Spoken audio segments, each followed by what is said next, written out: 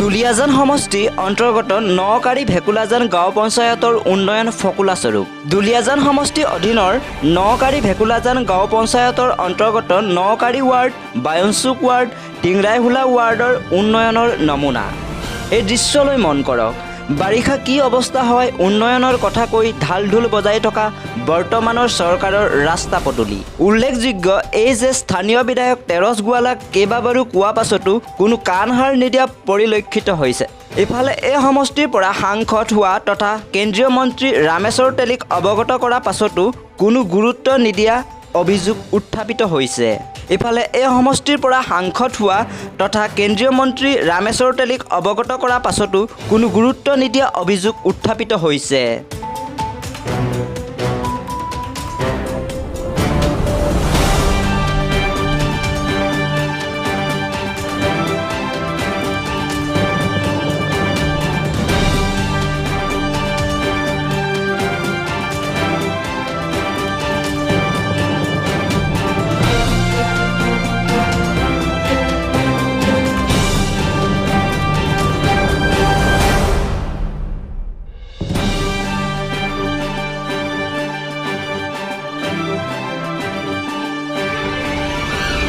আমাৰ আবেদন নিবেদন কৰা হৈছে তেখেতসকলক, কিন্তু তেখেতসকলে একো সঁহাৰি জনোৱা নাই এতিয়ালৈকে।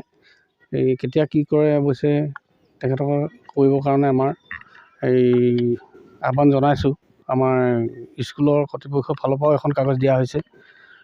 তাৰপৰা ৰাইজেও প্ৰায় কৈ থকা হয়, কিন্তু কামবোৰ হোৱা নাই। যিহেতু আমি দেখিবলৈ পাইছোঁ যে অতিকৈ জৰাজীৰ্ণ, ছাত্ৰ ছাত্ৰী অহা যোৱাত যথেষ্ট অসুবিধাৰ সন্মুখীন হৈছে। ৰাস্তা বাৰিষাটো বৰষুণ যেতিয়া দিব মানে মানুহৰ অৱস্থা বেয়া হৈ যায়। আহিবৰ কাৰণে ল'ৰা ছোৱালীবিলাকৰ বোকা চোকা লাগি গোটেই অৱস্থা বেয়া হৈ যায়। কি বিধায়কক কিবা আহ্বান জনাব? বিধায়ককতো আহ্বান জনাই থকাই হৈছে। এইটো কথাটো এতিয়া একো সহায় জনোৱা নাই। দুটাকৈ শাসনভাৰ গ্ৰহণ কৰিছে দুবাৰ। হয়, কামখিনি হোৱা নাই।